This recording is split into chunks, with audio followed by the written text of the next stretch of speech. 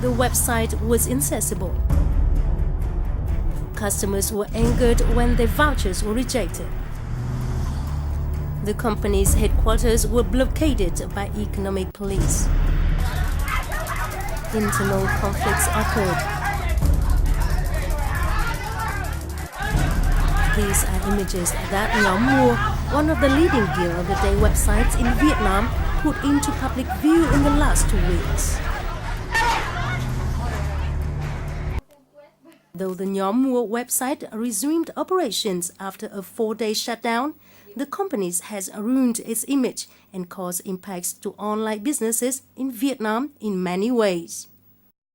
Crisis group purchasings or Nhom Mua in crisis are among headlines or titles that have heated up the online community in the past 2 weeks.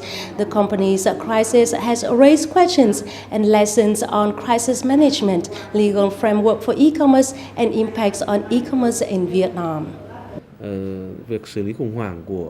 Nhom Mua was not clever when dealing with the crisis. In such a situation, they could have launched more responsible messages and assure people involved who are their coupon buyers, service providers, investors, public or media agencies, and authorities. However, Nhom Mua failed to do it. Group purchasing, like Groupon, has been one of the 2 most popular online business models in Vietnam in recent years, with more than 1 million users. The 2011 Groupon turnover hit over $35 million. According to Nguyễn Hòa Bình, head of media at the Vietnam E-commerce Association, Nhom Mua's crisis has lowered consumers' confidence in the group purchasing model, partly hindering the Vietnamese e-commerce development. Tôi cho rằng thương mại điện tử Việt Nam có một cái tiềm năng hết sức to lớn.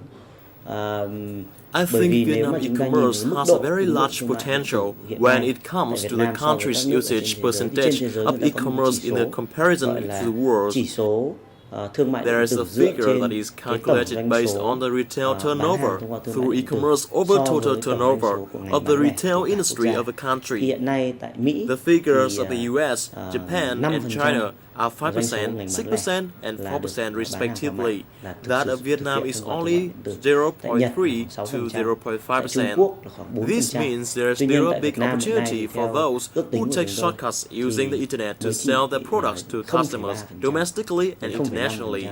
However, the Nhom Mua crisis has slowed down the development of Vietnamese e-commerce. Của Nhom Mua vừa qua thì cũng sẽ góp phần làm chậm lại một chút. Vietnam has constructed a legal framework for businesses operating in e-commerce.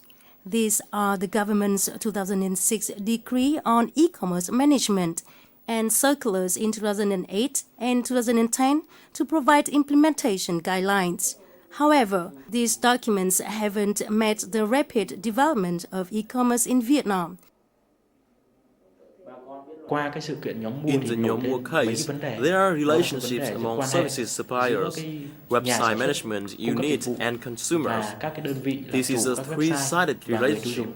Consumers in this case are badly affected because the current legal framework lacks regulations that can protect their rights. Chúng tôi nghĩ rằng là sẽ hết sức cần thiết các cái vai trò trung gian. There should be intermediaries, including consumer rights protection groups, payment services acting as an electric purse, and trading centers to support e-commerce transactions and help protect partners in those transactions. Quyền lợi của các bên hữu quan trong thương mại điện tử. Convenient, simple payment procedures, and large discounts are factors that attract customers to buy items online in a time of economic crisis. Currently, there are over 30 million internet users in Vietnam. This will surely speed up the development of the country's e-commerce in the coming years. But the development requires more tools and legal regulations in order to protect rights and benefits of participants and enable the sustainable development of e-commerce in Vietnam.